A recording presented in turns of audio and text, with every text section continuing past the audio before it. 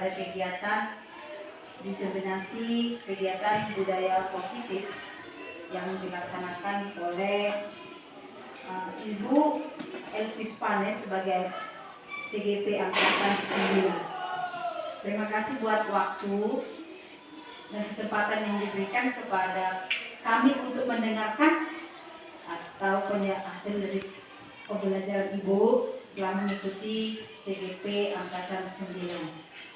Jadi untuk acara pada hari ini saya mewakili sebagai moderator. Saya mengucapkan terima kasih banyak mewakili dari teman-teman seluruhnya kepada Ibu CGP kami yang telah memberikan waktu dan kesempatan kepada kami untuk mendengarkan materi hasil dari pembelajaran Ibu mengenai disiplin positif. Sebelum kita mulai acara ini, pertama sekali kita doa pembuka, kami persilakan kepada Ibu E. Huta Barat untuk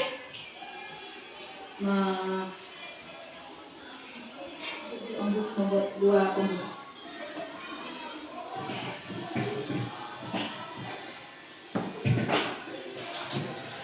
Sebelum kita memulai pemaparan materi yaitu mengenai budaya positif, kita bersatu dalam doa. Bapa dalam surga, kami bersyukur padamu Tuhan atas segala cinta kasih-Mu yang masih berkenan Kau berikan kepada kami sepanjang kehidupan kami, sehingga pada siang hari ini Tuhan, kami masih memperoleh berkat dan sukacita daripada Tuhan.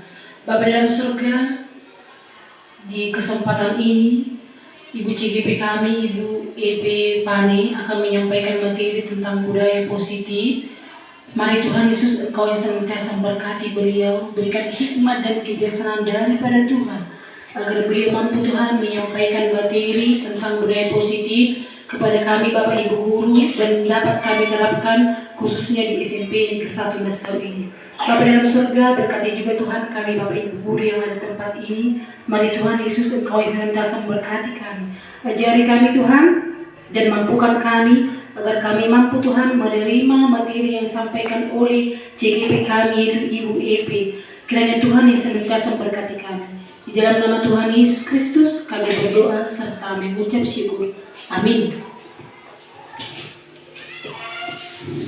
Di acara selanjutnya, kata sambutan dari CGP kami, Ibu Elvis Pane, kami persilahkan.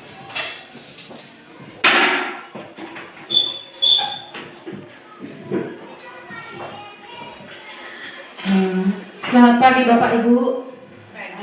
Shalom buat kita semua. Ya, terima kasih buat Tuhan yang sudah memberikan kesempatan bisa kita berkumpul di kantor kita ini dalam keadaan sehat, di mana ini adalah kegiatan dari CGP untuk memaparkan mengenai budaya positif yang kami pelajari dari modul 14 program guru pendidikan. Ya, atas kesempatan yang sudah diberikan kepala sekolah dan Ibu Wakil Kepala Sekolah, dari awal kegiatan ini saya ikuti, saya sangat berterima kasih dan juga kepada rekan saya Bapak Ibu Guru atas dukungannya selama ini. Jadi saya mohon kepada Bapak Ibu Guru untuk memberikan dukungan sampai berakhirnya nanti pendidikan guru penggerak ini saya ikuti. Mudah-mudahan berjalan dengan baik sampai tuntas. Jadi untuk Bapak Kepala Sekolah atau Ibu yang mewakili, kami persilahkan untuk memberikan sepatah dua kata mengenai kegiatan ini, Bu. Terima kasih.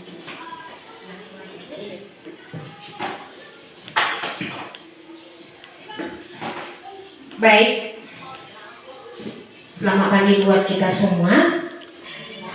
Terima kasih kepada Tuhan yang sudah memberikan kesehatan buat kita, terutama di dalam melaksanakan yaitu pertemuan kita di kantor guru, yang mana Ibu calon guru penggerak Ibu Elvis Pane yang akan mau memaparkan tentang budaya positif yang kita tanggapi nanti bersama-sama, sehingga harapan kita, terutama kami yang mewakili dari Bapak Kepala Sekolah, supaya tetap mendukung yaitu program yang sudah diberikan oleh pemerintah kepada khususnya Ibu Elpis Pane.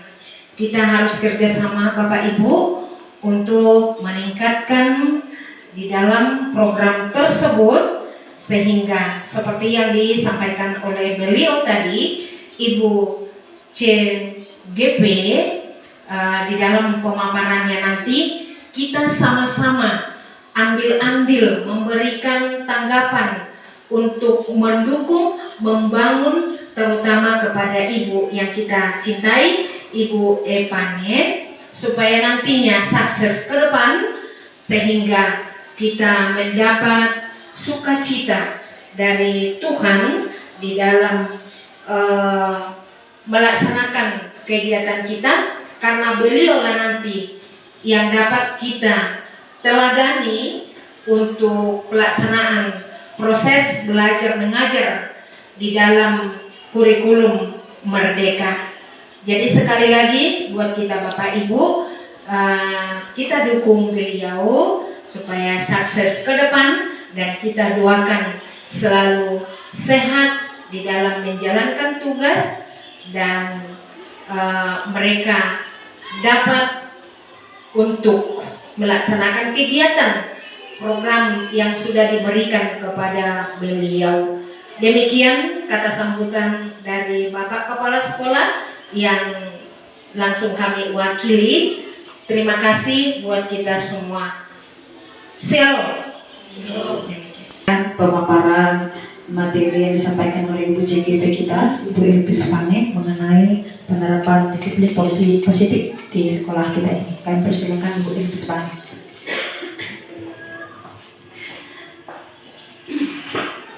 Ya, terima kasih buat Ibu Moderator, sekaligus sudah CGP Angkatan 8 ya, sudah di akhir pembelajaran. Kami berdoa semoga nanti Ibu juga sukses sampai mendapat satu yang namanya tadi sertifikat guru penggerak. Ya Bu, oke, kita berikan dulu Bapak Ibu aplaus untuk Ibu HN karena sudah di akhir pendidikan Ibu itu. Iya. Ya, terima kasih Bapak Ibu buat kesempatan yang diberikan saya untuk pemaparan budaya positif. Oke, di sini ada elaborasi pemahaman yaitu modul 1.4 ini Bu, di dalam program pendidikan guru penggerak. Oke, lanjut Bu. Ini agendanya ada pembukaan, tadi sudah kompetensi lulusan, capaian umum dan capaian khusus, pemahaman inti, eksplorasi konsep dan refleksi. Ini merupakan rancangan dari kegiatan modul 1.4 ini Bu. Oke, next Bu. Ya, kompetensi lulusan 1.4 ini. Modul ini diharapkan berkontribusi untuk mencapai kompetensi lulusan sebagai berikut. Yang pertama, guru penggerak memahami pentingnya mengetahui kebutuhan belajar dan lingkungan yang memfasilitasi seluruh individu di sekolah agar dapat meningkatkan kompetensinya secara aman dan nyaman. Yang kedua, guru penggerak mampu menggerakkan komunitas sekolah untuk bersama-sama mengembangkan dan mewujudkan visi sekolah yang berpihak pada murid dan berlandaskan nilai-nilai kebajikan universal.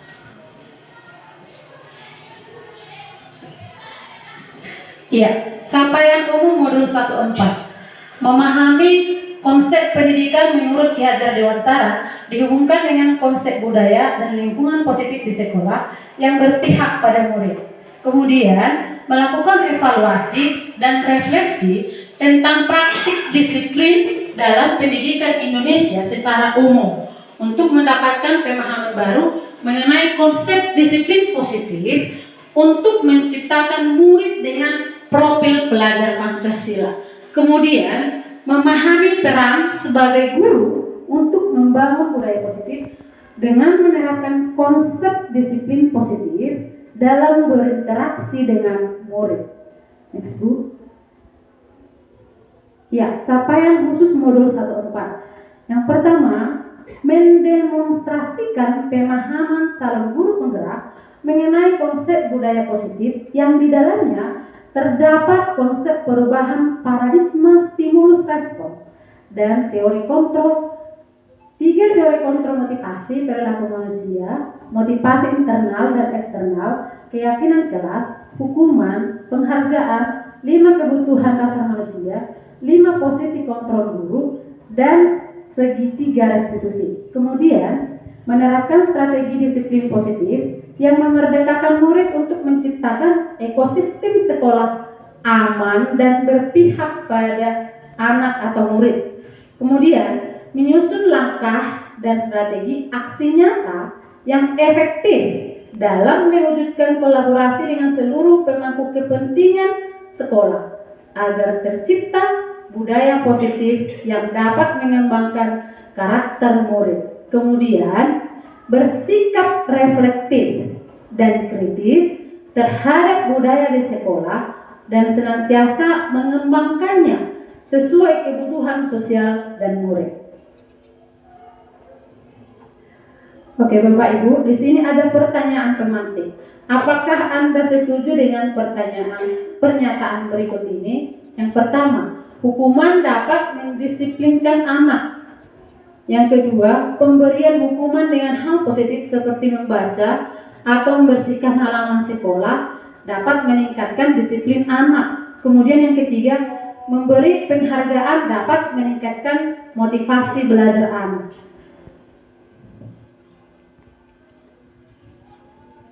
Oke, kita lihat berikutnya topik dalam eksplorasi konsep. Yang pertama, di sini disiplin positif dan nilai-nilai kebajikan universal. Yang kedua, teori motivasi, hukuman, dan penghargaan restitusi. Kemudian ada keyakinan kelas, kemudian kebutuhan dasar manusia dan dunia berkualitas. Kemudian restitusi yaitu 5 posisi kontrol guru. Kemudian restitusi, segitiga restitusi.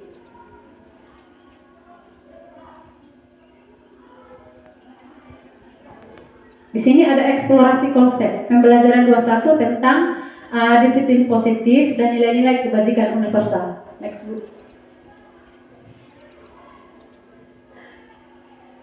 Oke, ini ada perubahan paradigma, kegiatan kepalang tangan. Oke, Bapak Ibu, kita baca di sini. Ada A dan B, Anda dan teman Anda. Kita ibaratkan ya, Bu, saya dan Ibu sama-sama kepal tangan. Jadi kita baca ini, sobeklah secari kertas, dan di kertas itu kita isi satu benda berharga, misalnya emas, ya, misalnya emas atau berlian. Kita masukkan di dalam kertas, lalu kita kepal, dan ibu mau merebut dari saya, ya, dan sebaliknya, saya mau merebut apa yang ibu kepal tadi, yang isinya adalah emas yang dibungkus dengan kertas. Jadi ibu pegang dan saya pegang. Nah, kita lihat ini. Sobeklah secara kertas, tuliskan benda atau sesuatu yang sangat berharga untuk Anda. Letakkanlah di salah satu tangan Anda dan genggam benda tersebut. Tadi ibaratkan emas yang dibungkus dengan kertas. Nah, buatlah sebuah kepala. Teman Anda mencoba dengan sekuat tenaga dengan berbagai cara untuk meminta Anda memberikan benda tersebut. B.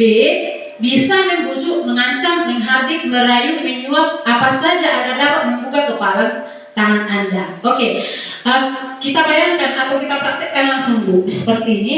Nah, lalu teman kita memaksa untuk membuka tangan kita ini, untuk mengambil emas yang ada di dalam tangan kita ini. Nah, maka kita akan berusaha menggenggam sekuatnya.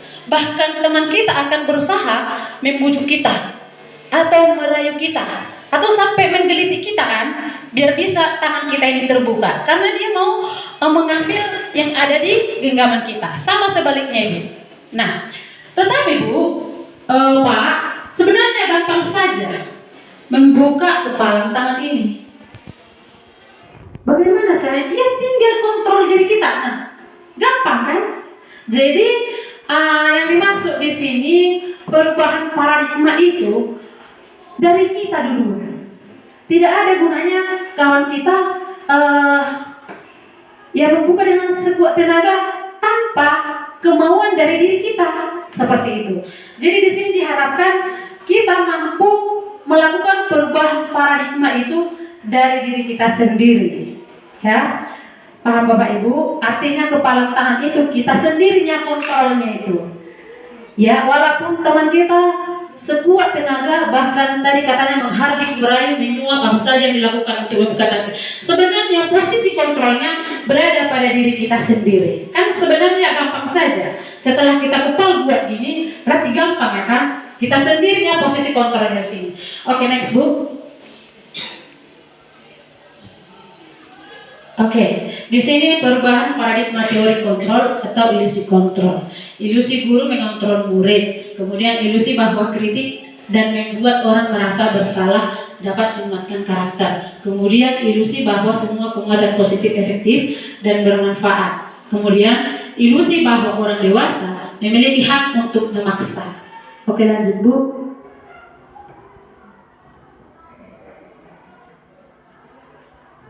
Oke, perubahan paradigma tadi. Perubahan paradigma stimulus respon atau teori kontrol. Siapa sesungguhnya yang memiliki kontrol? Kemudian pada stimulus respon, nah kita mencoba mengubah orang agar berpandangan sama dengan kita. Ya, kemudian pada teori kontrol, kita berusaha memahami pandangan orang lain tentang dunia. Ya, kemudian perilaku buruk dilihat sebagai suatu kesalahan. Kalau stimulus respon, kemudian pada teori kontrol, semua perilaku memiliki tujuan. Jadi sebenarnya ya Bapak Ibu, stimulus respon dan teori kontrol ini beda tipis, ya beda tipis. Namun kita banyak melakukan pandangan-pandangan stimulus respon ini. Kita mencoba mengubah orang agar berpandangan sama dengan kita. Ini yang sering kita lakukan. Dan sebenarnya kalau kita mencoba mengubah orang agar berpandangan sama dengan kita, sebenarnya pandangan orang berbeda-beda. Sama dengan murid mempunyai karakter yang berbeda-beda. Tetapi sebaiknya kita berusaha memahami pandangan orang lain tentang dunia. Kita pahamilah pandangan dia. Menurut saya seperti ini, menurut saya seperti ini. Jadi kita mempunyai pandangan yang berbeda-beda seperti itu. Namun kita pada umumnya, loh, kok dia beda dengan sama ya? Dengan saya ya? Kok nggak satu pendapat dengan saya? Padahal ada mungkin sisi baik dari pendapat teman kita itu. Mungkin ada pandangan baik dari dia. Namun kita belum menerima penjelasan, langsung kita memvonis gitu. Ada pendapat dari dia yang bisa kita terima dan masuk akal dan baik, namun kita pribadi langsung memvonis gitu. Oh, kurang baik. Kok kamu gak sependapat dengan saya? Seperti itu. Nah, inilah itu stimulus respon. Namun sebaiknya kita harus berusaha memahami pandangan orang yang berbeda-beda itu. Sama dengan kita memahami murid yang mempunyai karakter yang berbeda-beda. Oke, kemudian berikutnya di sini orang lain bisa mengontrol saya. Kemudian teori kontrol. Hanya Anda yang bisa mengontrol diri Anda, ya. Orang lain bisa mengontrol diri kita. Tapi yang paling baik kita sendirilah yang mengontrol diri kita. Oke, berikutnya pemaksaan ada pada saat rujukan gagal. Kemudian teori kontrolnya, kolaborasi dan konsensus menciptakan pilihan-pilihan baru. Kemudian model berpikir menang atau kalah. Kemudian teori kontrolnya model berpikir menang. Ya.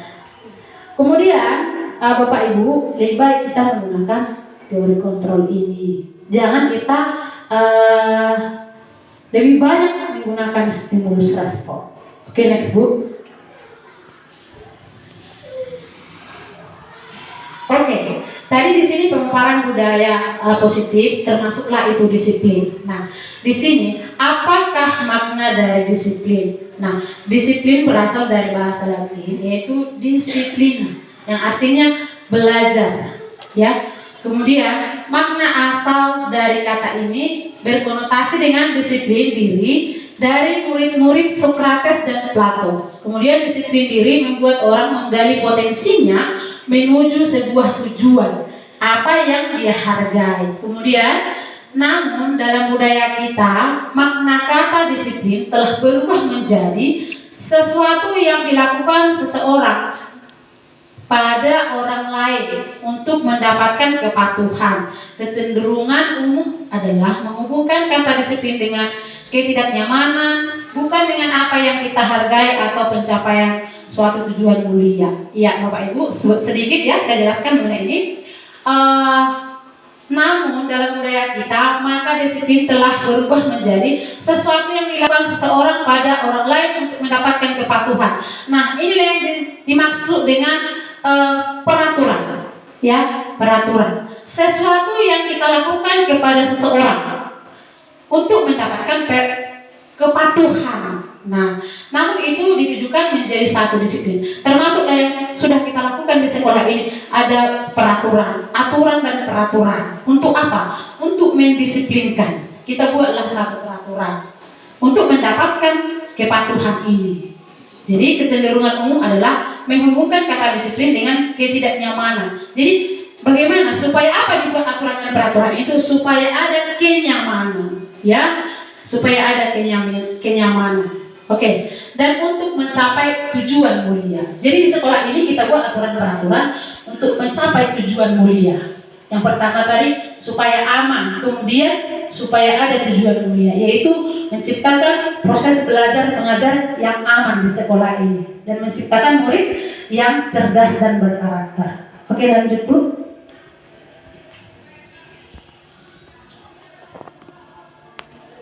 Oke Bapak Ibu, kemudian di sini ada nilai-nilai kebajikan universal.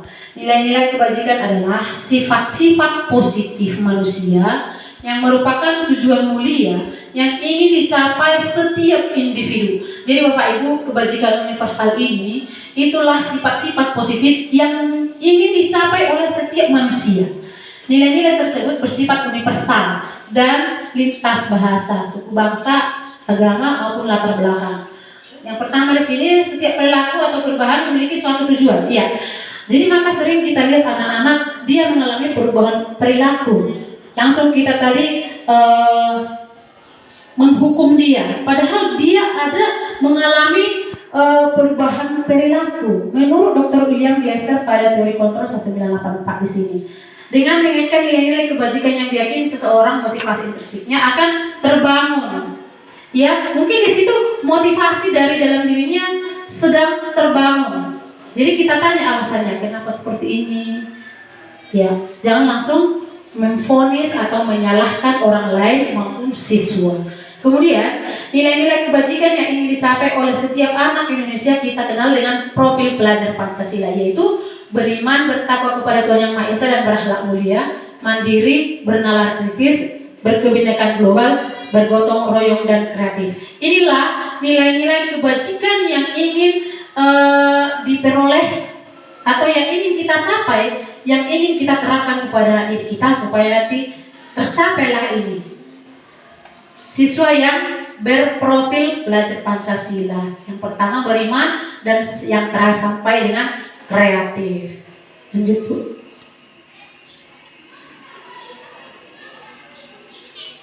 Eksplorasi konsep. Ini pembelajaran 22, teori motivasi hukuman dan penghargaan restitusi. Next Bu. Oke Bapak Ibu, teori motivasi perilaku manusia.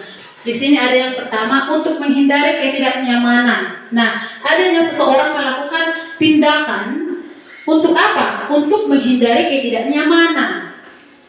Nah, ada lagi seseorang melakukan suatu tindakan untuk mendapatkan imbalan atau penghargaan. Nanti kalau saya lakukan seperti ini, takut dihukum sama guru. Kemudian nanti kalau saya seperti ini, bakalan dapat uang atau imbalan atau apa segala macamnya. Ini ada untuk mendapatkan imbalan dari orang lain atau dari institusi, ya. Kemudian ada yang dilakukan seseorang untuk menghargai dirinya sendiri, ya, untuk menghargai dirinya sendiri. Dan inilah yang lebih baik Bapak Ibu. Kalau tadi dia melakukan sesuatu karena untuk mendapat imbalan atau hukuman, disebutlah ini motivasi eksternal, motivasi dari luar dirinya. Ini hanya karena tidak nyaman dia, sehingga dia melakukan sesuatu itu. Nah, kemudian yang kedua, untuk mendapatkan imbalan ini juga merupakan motivasi eksternal, motivasi dari luar dirinya. Ya, apa yang akan saya dapatkan apabila saya melakukannya? Dia menilai sesuatu itu dilakukan dia karena ada penghargaan. Nah, nanti kalau saya lakukan ini, saya pasti dapat uang. Contoh. Nah, kalau saya lakukan ini, saya pasti mendapat sertifikat karena juara, contohnya seperti itu. Tapi itu Bu, Bapak Ibu, masih motivasi eksternal, masih motivasi dari luar karena penghargaan tadi, karena takut mungkin dihukum guru, maka dia melakukannya. Tapi apa yang paling baik? Motivasi untuk menghargai dirinya. Jadi segala sesuatu itu dilakukan dia karena motivasi dari dalam dirinya. Contohnya, dia belajar, supaya saya pintar, nanti saya berhasil seperti itu. Jadi kita bandingkan dengan yang dua ini. Yang mengerjakan tugas karena takut dihukum guru, jadi itu tidak bernilai positif untuk dirinya sendiri. Jadi tidak terbangun tadi motivasi itu dari dirinya sendiri. Nah, jadi yang paling baik adalah untuk motivasi untuk menghargai diri sendiri atau motivasi internal. Maka nanti setelah dia melakukan ini dari dalam dirinya atau untuk menghargai dirinya sendiri, maka terjadilah ini motivasi internal atau terciptalah tujuan disiplin positif. Maka terjadi nanti ini untuk setiap siswa, maka terjadilah disiplin positif di sekolah. Ya, next Bu.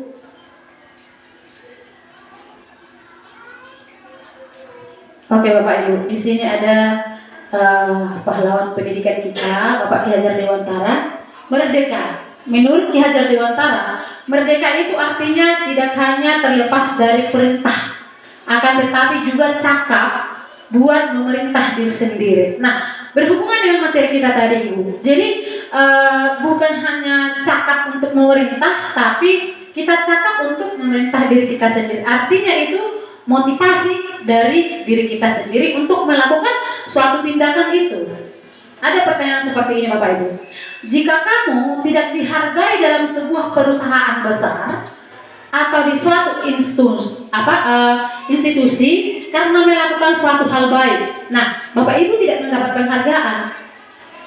Jadi besoknya saya tidak dihargai. Apakah besoknya Ibu akan melakukan disiplin yang Bapak Ibu lakukan selama ini atau mundur seperti itu?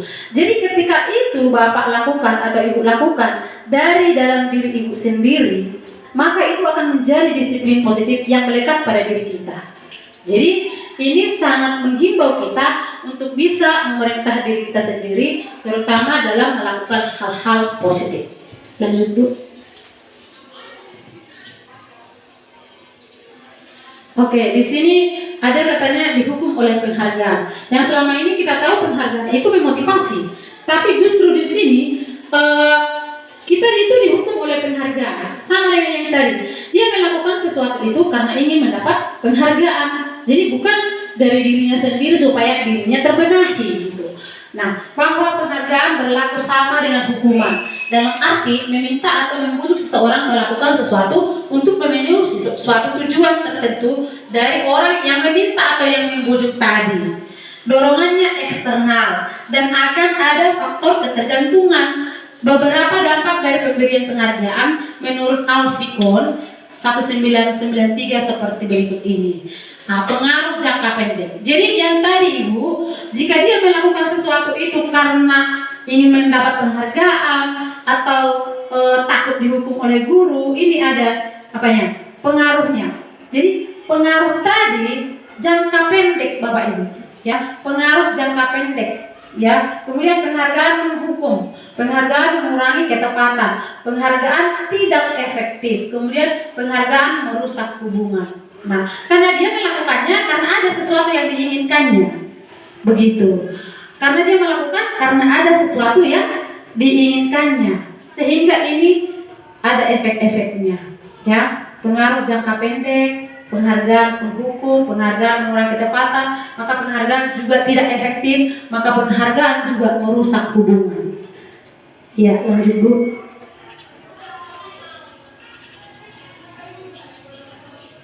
Nah, penghargaan itu juga menurunkan kualitas.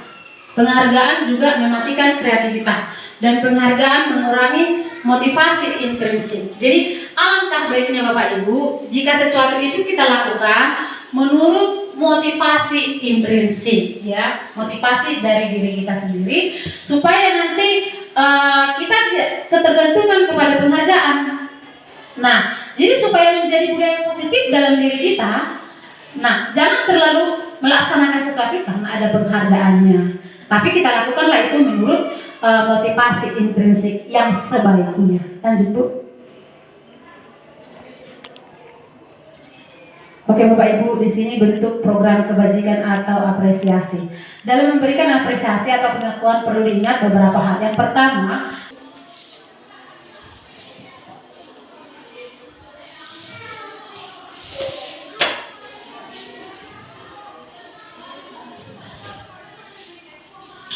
oke, di sini ada Bapak Ibu yang sering dilakukan oleh Bapak Ibu guru mungkin ya, tindakan guru di sini. Mencatat 100 kali di dalam buku kalimat, saya tidak akan terlambat lagi. Ya, jika kita sering terlambat, jadi kita berikan ini hukuman ini. Catat ini buku ini sampai habis buku ini, satu buku penuh. Tapi saya rasa yang lain nggak pernah lagi ya kan. Nah, ini hukuman atau konsekuensi. Nah, kemudian nanti kita lihat ya. Lari mengelilingi lapangan basket 2 kali karena terlambat tadi di sekolah. Nah, ini hukuman atau konsekuensi. Kemudian murid diminta atau push up 15 kali karena tidak menggunakan masker ke sekolah. Ya, ini juga merupakan sesuatu yang sering dilakukan oleh Bapak Ibu guru Kenjas ya. Kemudian menggantikan kertas tugas teman yang telah dicoret-coret, memberikan tumpahan. Ini kita lihat ya Bapak Ibu, hukuman atau konsekuensi. Next Bu, biar kita lihat jawabannya.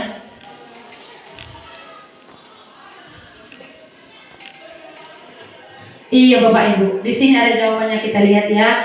Jika mencatat 100 kali di dalam buku kalimat, saya tidak akan terlambat lagi karena terlambat dia datang ke sekolah, maka itu merupakan hukuman. Ya. Kemudian lari mengelilingi lapangan basket 2 kali, ini merupakan hukuman. Murid diminta untuk push up, hukuman. Menggantikan kertas tugas teman yang dicoret-coret ini konsekuensi, ya. Kenapa? Dia menggantikan, ya. Jadi konsekuensinya diganti dia, ya. Membersihkan tumpahan air di meja. Kemudian karena tersenggol pada saat belajar, ini konsekuensi. Membersihkan tumpahan air, dia membersihkan. Sama dengan ini, menggantikan. Menjadi ini konsekuensinya. Jika dia merobek-robek kertas temannya, maka diganti lagi dengan yang baik. Maka itu menjadi satu konsekuensi. Kemudian murid disuruh untuk tidak mengenakan sepatu seharian di sekolah karena mengenakan sepatu hitam, ini merupakan hukuman. Kemudian lari mengelilingi lapangan basket 2 kali menjadi ini konsekuensi, karena itu merupakan untuk pelajaran PJOK. Lanjut Bu.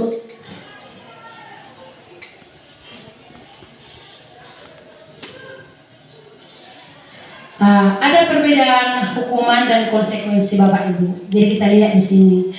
Kalau hukuman itu suatu yang menyakitkan harus terjadi. Jadi kalau konsekuensi tadi seperti menumpahkan atau mencorek kertas temannya, itu menjadi suatu yang harus terjadi, harus diganti. Jadi sama dia tidak dikasih hukuman, tapi apa? Konsekuensi. Kemudian di sini membuat anak sakit atau baik secara fisik maupun sakit hati. Jika kita memberikan hukuman, maka nanti anak-anak mungkin akan merasa sakit hati atau merasa fisiknya sakit. Karena apa? Mungkin saja kita cubit atau kita tampar atau dikasih hukumannya lain, mereka akan kesakitan, ya, dalam waktu yang lama mungkin sakit hati atau apa, ya. Kemudian kalau konsekuensi apa itu? Ya, kita buat untuk menciptakan kenyamanan tadi. Nah, tetapi kenapa harus menjadi keyakinan kelas? Ya, karena ada kelebihan keyakinan kelas daripada peraturan. Di mana peraturan itu mungkin kita buat bersama dengan rapat dewan guru di sini, tapi tidak melibatkan siswa. Nah, jadi kalau kita membuat keyakinan kelas di kelas, itu melibatkan siswa Bapak Ibu, sehingga nilai-nilai yang kita buat nanti di kelas, mereka sudah langsung terlibat. Kenapa? Karena mereka yang membuat peraturan tersebut. Nah, peraturan yang kita buat di kelas bersama dengan siswa itulah yang disebut dengan keyakinan kelas. Jadi mereka lebih termotivasi untuk melaksanakan keyakinan kelas tersebut. Lanjut Bu.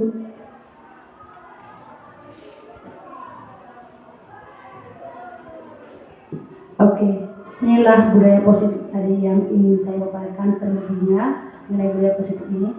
Ada lingkungan positif, keyakinan kelas, dan peraturan kelas. Lanjut Bu.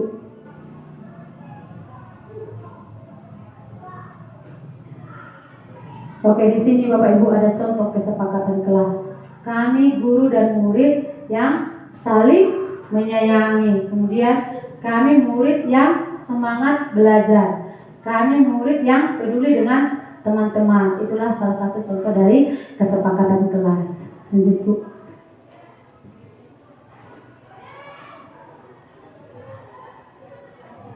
Oke, sepertinya terlalu tegang ya Bu.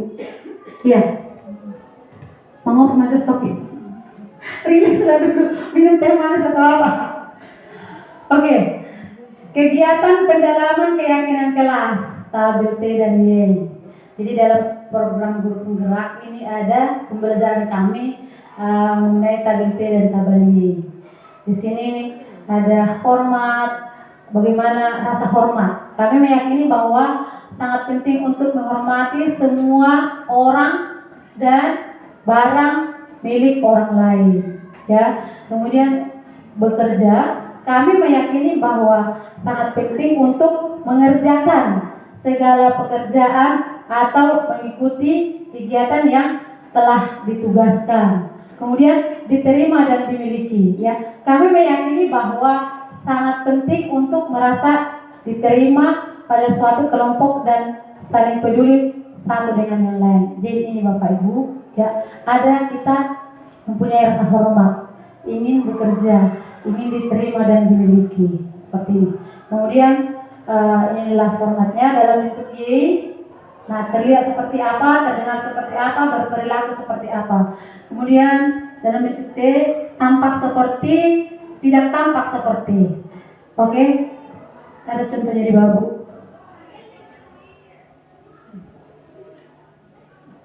Oke, kembali dulu kayak tadi bisa jelaskan dulu bentuk apa ya? Iya Bapak Ibu, di sini ada bentuknya tampak seperti. Jadi tampak seperti ini Bapak Ibu, inilah contoh-contoh sikap yang kita lihat secara nyata, ya, yang kita lihat secara nyata. Kemudian tidak tampak seperti, kita buatlah contoh yang simpelnya, tampak seperti saling membantu di dalam kelas. Itulah. Jadi tidak tampak seperti artinya sifat itu yang tidak terlihat atau yang kurang baik. Tidak peduli dengan teman sekelasnya. Itulah contoh sikap yang tidak tampak seperti. Jadi yang tampak seperti itulah yang bernilai positif. Tampak seperti. Contohnya mereka bekerja kelompok dengan baik. Itulah contoh kalimat yang tampak seperti. Namun kalau tidak tampak seperti itu adalah sifat-sifat yang bernilai negatif. Ya, tidak tampak seperti ini. Tadi contohnya mereka tidak peduli di dalam kelas, tidak peduli dengan sesama temannya. Nah, itulah contoh tidak tampak seperti di sini, ya. Dan kemudian merasa diterima, dimiliki. Tadi dari sini sama, manusia juga mempunyai rasa ingin bekerja, rasa ingin diterima dan dimiliki. Nah, tampak seperti ini contohnya, nyaman dia bekerja, kemudian tidak tampak seperti dia merasa terganggu bekerja, gitu. Jadi sifat-sifat negatif itulah yang dibuat di sifat ini, tidak tampak seperti. Lanjut dulu.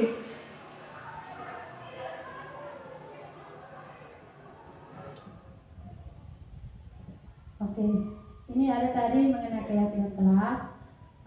Kita pilih ini peraturan atau keyakinan, nanti ada jawabannya tersendiri. Jadi selalu kembalikan buku ke tempatnya. Ini merupakan keyakinan kelas atau peraturan. Ya, kita lihat, dilarang mengganggu orang lain. Hadir di sekolah 15 menit sebelum pembelajaran dimulai.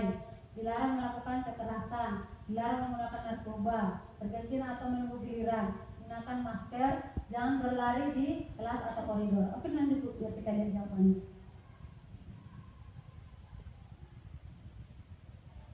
Oke. Ya.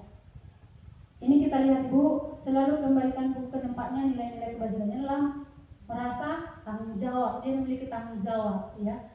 Kemudian dilarang mengganggu orang lain, berarti dia di sini ada rasa menghormati orang lain. Kemudian harus di sekolah 15 menit sebelum pembelajaran mulai, dia merasa menghormati orang lain atau berkomitmen terhadap sesuatu keputusan yang dibuat. Kemudian dilarang melakukan kekerasan. Ini untuk apa? Nilai-nilai apa? Nilai-nilai keselamatan atau menghormati orang lain bisa. Kemudian dilarang menggunakan narkoba. Ini nilai apa? Kesehatan. Kemudian bergantian atau menunggu giliran, ini menghormati orang lain atau bersabar, ya. Kemudian gunakan masker, ini nilai kesehatan, ya, keselamatan. Kemudian jangan berlari di kelas atau di koridor, ini untuk apa? Nilai keselamatan atau keamanan. Inilah merupakan satu contoh keyakinan kelas. Kalian itu. Oke Bapak Ibu, di dalam modul 14 ini ada namanya eksplorasi konsep, ya, kebutuhan dasar manusia. Lanjut Bu. Ya, inilah Bapak Ibu kebutuhan dasar manusia itu. Yang pertama, setiap manusia berhak untuk mendapatkan kasih sayang dan rasa ingin diterima. Jadi kita kasih sayangilah anak didik kita di sini. Kita buat bahwa kita merasa mereka merasa kita terima di sini, nyaman mereka di sini, ya. Jadi kita berikan kasih sayang yang sepenuhnya kepada mereka. Kemudian nilai yang kedua ada kesenangan. Jadi ini kesenangan, mengapa mereka melakukan sesuatu itu, ya, mungkin karena kesenangannya. Kemudian ada untuk kebebasan. Mengapa dia melakukan itu? Ya, saya ingin bebas, ya. Kemudian mengapa kamu melakukan itu? Ya karena dia ingin berkuasa, misalnya. Kemudian bertahan hidup. Inilah yang paling kuat di sini, bertahan hidup. Kenapa kamu melakukan itu? Bahkan sampai melakukan kekerasan. Saya ingin bertahan hidup. Saya nggak ingin dipukul oleh dia. Jadi saya mukul duluan, seperti itu. Jadi ada aja alasan yang dilakukan seorang yang ingin dicapai seseorang sehingga dia melakukan suatu tindakan, ya. Jadi jangan kita salahkan satu tindakan yang dilakukan oleh orang lain tanpa kita menanya dulu apa alasannya yang dapat kita terima dari 5 kebutuhan dasar manusia ini. Apakah dia nanti melakukan itu karena ingin mendapatkan kasih sayang, apakah itu karena ingin bertahan hidup, apakah itu karena dia ingin menguasai, apakah itu kebebasan, apakah itu kesenangan. Jadi dia mempunyai hak, ya, atas 5 kebutuhan dasar manusia ini. Sama dengan kita Bapak Ibu. Kita mungkin melakukan suatu tindakan. Kenapa? Karena saya ingin merasa nyaman gitu. Karena saya ingin mendapat kebebasan. Saya ingin bebas. Sehingga saya melakukan tindakan ini. Gitu. Lanjut Bu. Iya. Di sini dalam eksplorasi konsep ini, pembelajaran 5 ini ada 5 posisi kontrol guru. Lanjut Bu. Nah, inilah Bapak Ibu 5 posisi kontrol guru yang sering kita lakukan, ya. Yang pertama sebagai penghukum, ya. Inilah contoh sebagai posisi penghukum, menghardik, menunjuk-nunjuk, menyakiti, menyindir, banyak lagi. Ada mungkin membuli dan sebagainya. Itulah posisi guru, ya, sebagai penghukum. Kemudian sebagai pembuat rasa bersalah. Nah, berceramah dan mengatakan seharusnya kamu harus seperti ini. Ibu kecewa sama kamu. Jadi dia menunjukkan kalau dia kecewa. Itulah seperti membuat berasa bersalah. Jadi dia tumpahkan kesalahan itu kepada siswa misalnya atau kepada yang lain. Dia tumpahkan kesalahan itu. Seharusnya kamu seperti ini. Saya kecewa sama kamu. Inilah sebagai membuat orang merasa bersalah. Kemudian sebagai posisi teman, membuatkan alasan-alasan untuk muridnya. Jadi dia merasa teman kepada, tolong ya Dek, ya kerjakanlah ini, ya. Jadi ya seperti itu. Jadi nanti anak-anak Ada juga kelemahan ini, kita buat posisi teman kepada anak-anak. Jadi kita kadang-kadang jadi kayak disepelekan gitu. Kalau kita melakukan posisi teman terhadap siswa kita. Nah, kemudian posisi pemantau di sini, menghitung dan mengukur. Jadi kita melakukan dari segi sesuatu peraturan yang kita buat. Jadi kita menghitung, oke, minggu yang lalu saya buat seperti ini. Udah 2 hari ini gak kamu kumpul seperti itu. Ada di situ pemantau, dia memantau yang sudah dibuat, peraturan yang sudah dibuat. Oke, sebagai posisi manajer, mengajukan pertanyaan-pertanyaan kepada siswa. Diajukan pertanyaan-pertanyaan. Contohnya, oh, kenapa kamu nggak mengerjakan tugasmu? Ditanya alasannya. Dan diakhiri dengan memberikan motivasi kepada siswa. Untuk lain kali jangan kamu buat seperti itu lagi ya, seperti itu kira-kira. Oke, guru berkata, kalau kamu tidak melakukannya, awas ya. Itu juga sebagai contoh penghukum. Kemudian di sini, kamu seharusnya, kamu sudah tahu, ibu lelah sekali mengatakan, ibu stres gitu. Jadi dia membuat merasa bersalah kepada siswa atau teman ya. Kemudian di sini sebagai posisi teman, ayolah lakukan ini demi ibu.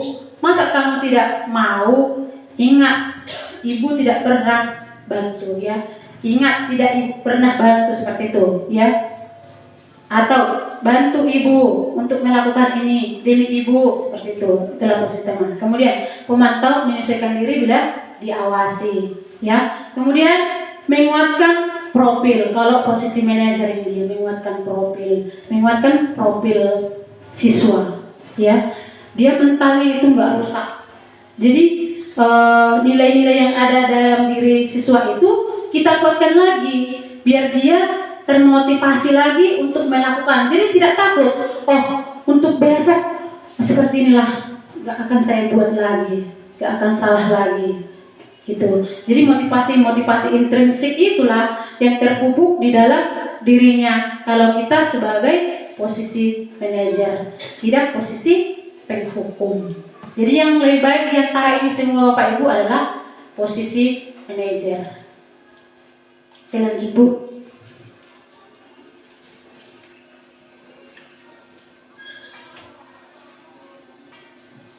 Oke, ini Bapak Ibu ada pernyataan-pernyataan ya.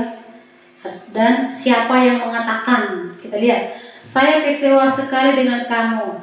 Apakah ini ya, ini pembuat merasa bersalah. Karena langsung dikatakan saya kecewa sekali sama kamu. Jadi kesalahan itu langsung kita limpahkan kepada siswa misalnya. Saya kecewa sekali sama kamu. Yang Ibu harapkan seperti ini. Nah, gitu. Jadi membuat merasa bersalah. Kemudian kamu tidak pernah benar melakukannya. Ini juga sebagai penghukum, ya penghukum. Kamu tidak pernah benar melakukannya. Di sini sudah diponis, tidak pernah, ya sebagai penghukum. Kemudian ayolah lakukan demi ibu. Ini sebagai teman, ya.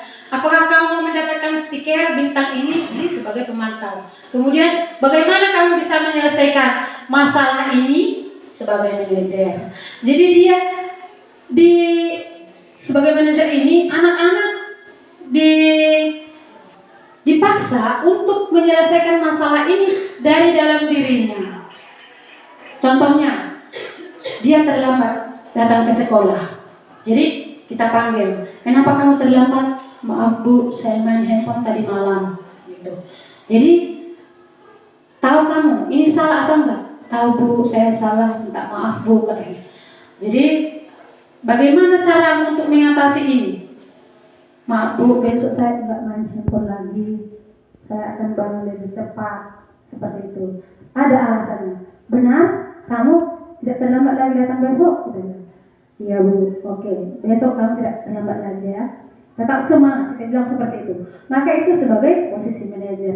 Dia tidak tersakiti dan merasa terdorong untuk melakukan motivasi yang ada dalam dirinya tadi. Merasa terdorong, besok masih bisa saya perbaiki kelakuan saya, dan itu lebih bagus ya. Contohnya dia memiliki nilai-nilai dalam dirinya itu yang ingin dia kembangkan. Jadi bukan karena motivasi eksternal tadi, bukan karena nanti saya terlambat dihukum Ibu EP, bukan karena seperti itu, tapi nilai-nilai yang dari dirinya. Terlambat manulah seperti itu. Ada nilai-nilai dalam dirinya yang sudah dia laksanakan seperti itu sebagai posisi manajer. Nih, kamu selalu yang paling terakhir. Jadi kita langsung memvonis di sini. Kamulah yang di sini siswa yang paling bodoh. Kamulah yang paling ini. Nah, kita sebagai penghukum yang lebih baik diantaranya yang saya mulai Bapak Ibu, kita posisi manajer. Iya, lanjut Bu.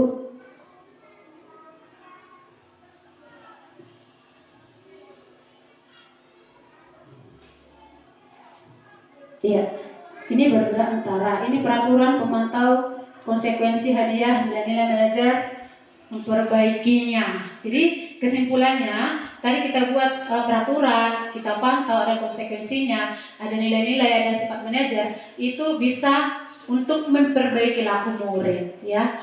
Kalau kamu tidak, ini ada contoh-contohnya ya. Diberi konsekuensi untuk membuat tidak nyaman. Apa yang kamu yakini bagaimana memperbaiki masalah ini. Jadi ada hasil akhir dari kita memberikan restitusi tadi. Ada bisa memperbaiki lakunya tadi. Ada hasilnya yang timbul dari dirinya. Menjadi satu budaya positif lagi dalam dirinya. Oke, lanjut Bu.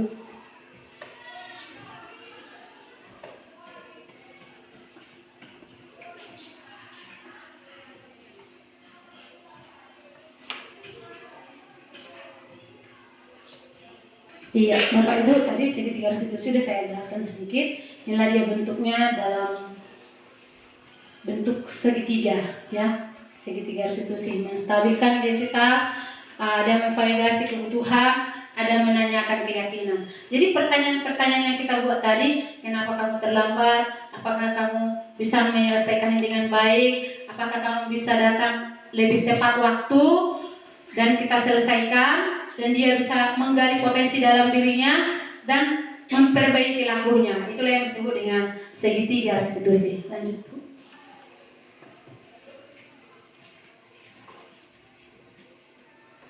Udah lanjut Ibu, udah tadi.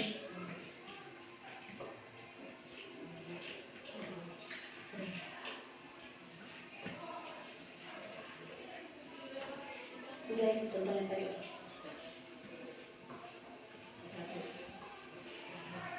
Oke, ini ada refleksi Bapak Ibu. Hal baru apa yang mengubah paradigma saya yang saya dapatkan setelah mendapat pembelajaran budaya positif ini. Kemudian yang kedua, perasaan apa yang muncul selama mengikuti sesi ini, khususnya mengenai makna disiplin dan motivasi intrinsik. Kemudian yang ketiga, peran Among seperti apakah yang saya telah lakukan selama mengikuti modul ini. Yang keempat, saya akan menjadi Among yang seperti apakah setelah mengikuti modul ini. Ini pertanyaan yang kedua dan yang keempat khususnya buat guru penggerak, bisa juga memang untuk Bapak Ibu guru.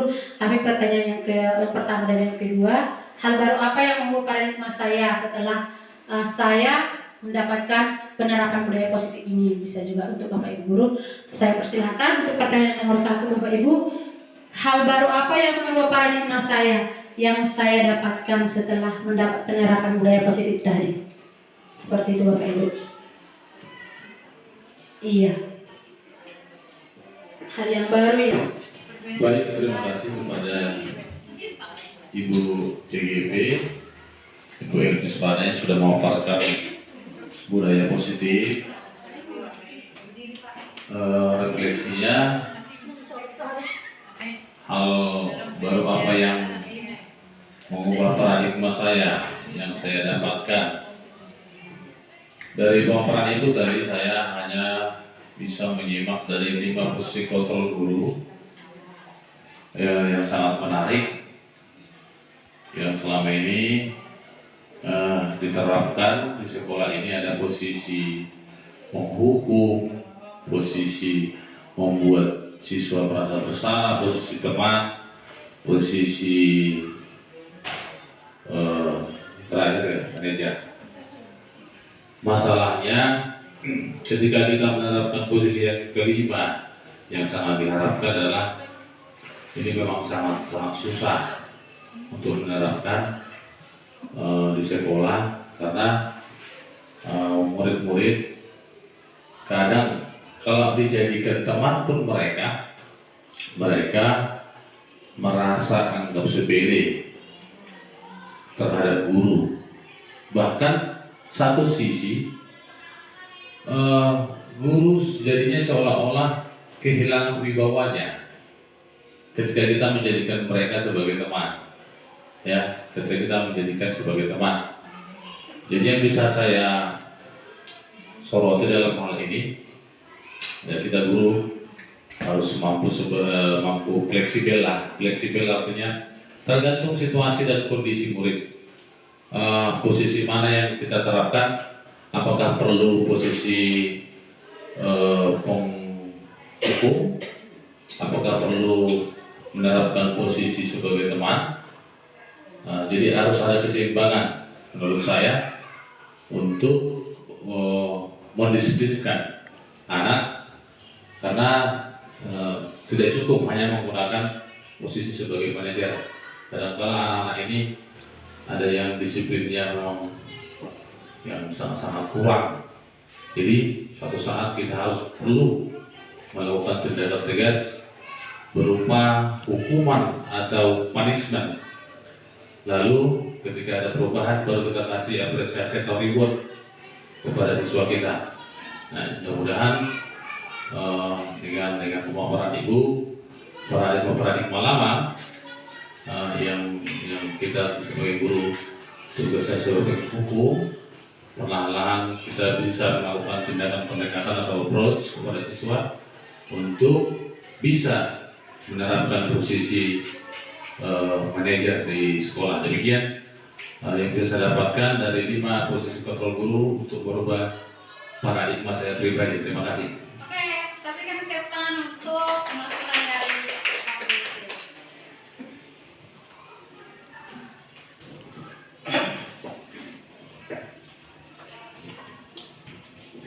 Iya, terima kasih untuk masukan dari Pak BT.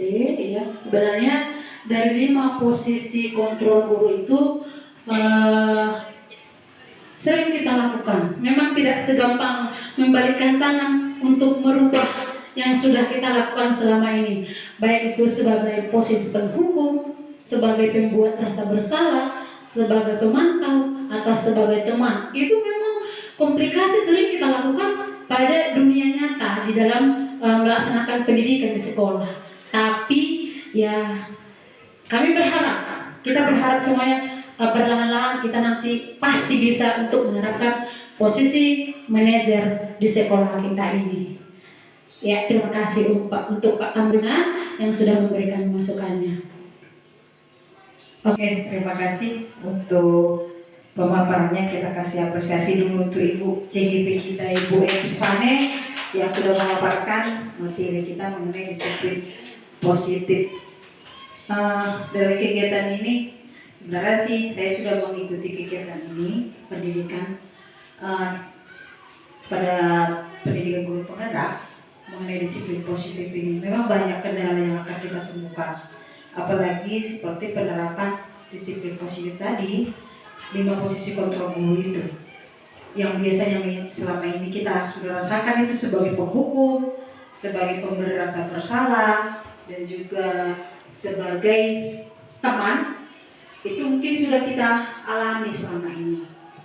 Untuk menjadi manajer itu memang sulit, memang sangat sulit seperti yang disampaikan oleh Pak Tambunan tadi. Menjadi seorang manajer dalam posisi kita sebagai guru memang agak sulit. Tapi diharapkan untuk kemudian hari dalam setelah mengikuti diseminasi mengenai disiplin positif ini, kita dapat mengetahui bahwa posisi kita tadi, teori kontrol tadi, itu dalam diri kita pertama, perubahannya yang dalam diri kita. Kalau kita sudah bisa menerapkan perubahan dalam diri kita, untuk kedepannya ke anak-anak kita, pasti kita akan bisa.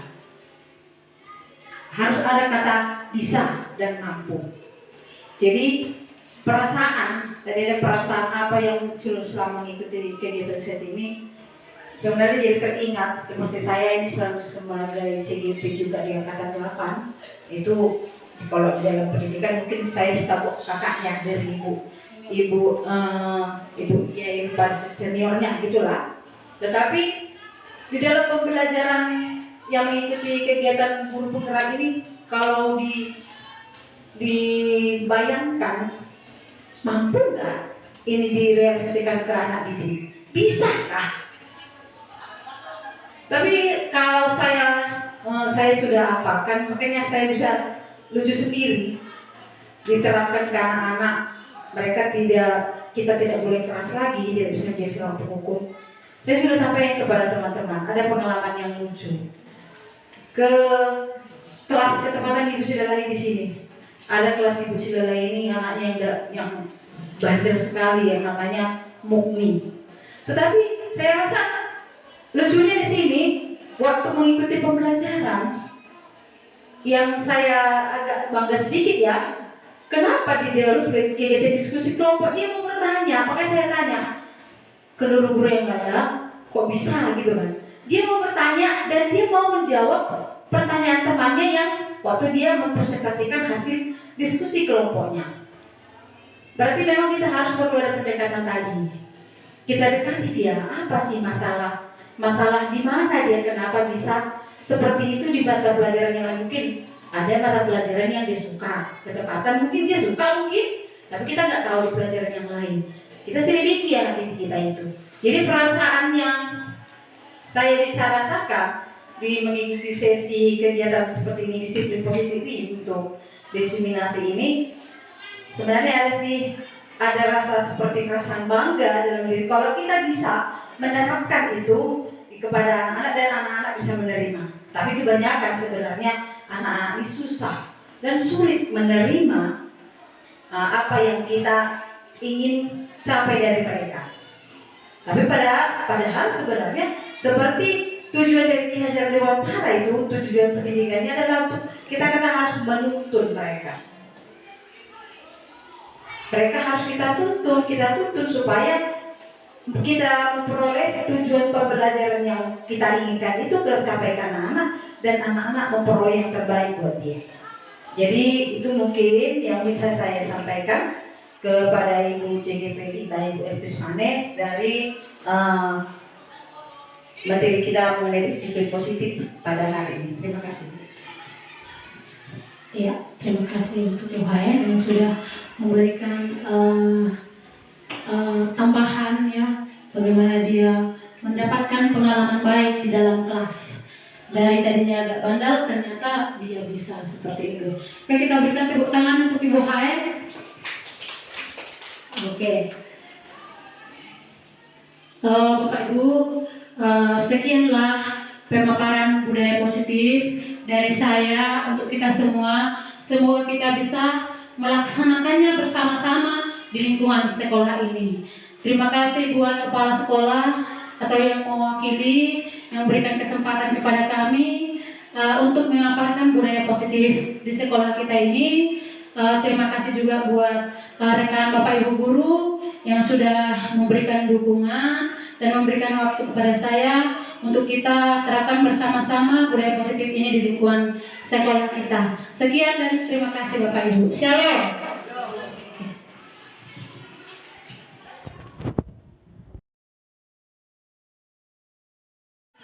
Oke, selamat siang semuanya ibu kami. Siang Bu. Ya, kali ini kita akan buat kesepakatan kelas ya. Suatu keyakinan yang kalian yakini masing-masing dan termotivasi untuk melakukannya. Karena apa? Kita buat berdasarkan kesepakatan kita bersama dan masing-masing nanti menuliskan satu keyakinan kelasnya ya. Apa aja yang boleh dibuat, misalnya ya sama aja seperti peraturan, namun di sini tidak boleh menggunakan kata-kata negatif. Contohnya, jangan membuang sampah sembarangan, tapi kita ganti dengan buanglah sampah pada tempatnya. Oke, kemudian contoh yang kedua, jangan ribut di dalam kelas, tetapi kita ganti menjadi jagalah ketertiban kelas. Oke, ini akan bagi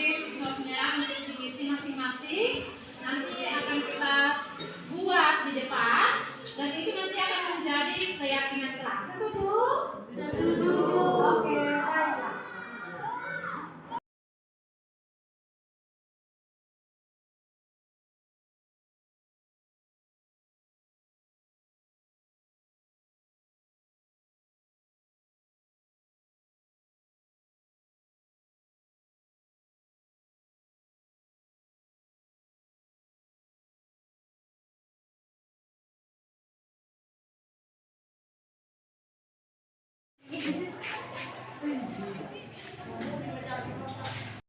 Kita semua bisa ya melakukan apa yang sudah kita sepakati bersama ya untuk kedepannya supaya kelas ini semakin baik ke depannya ya. Oke. Dapat menumbuhkan rasa tanggung jawab. Mencari kerukunan dan saling menghargai di dalam ruangan kelas agar menjaga ketertiban kelas.